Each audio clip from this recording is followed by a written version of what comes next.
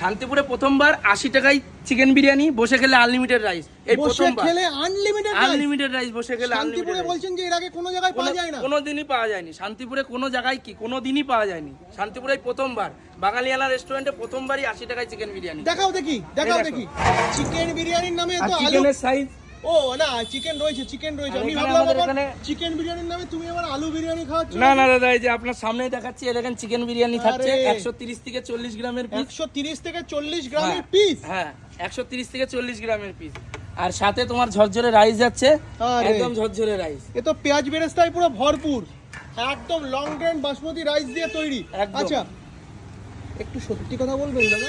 বলুন। 80 টাকায় চিকেন বিরিয়ানি, এই চিকেনটা ঠিকঠাক তো? এক নাম্বার? যদি কেউ প্রমাণ করতে পারে যে এই চিকেন বিরিয়ানি অরিজিনাল না, তাহলে তার জন্য 10,000 টাকা পুরস্কার আছে। হ্যাঁ, 10,000 টাকা পুরস্কার। চিকেন অরিজিনাল চিকেন যদি না পারে কেউ, যদি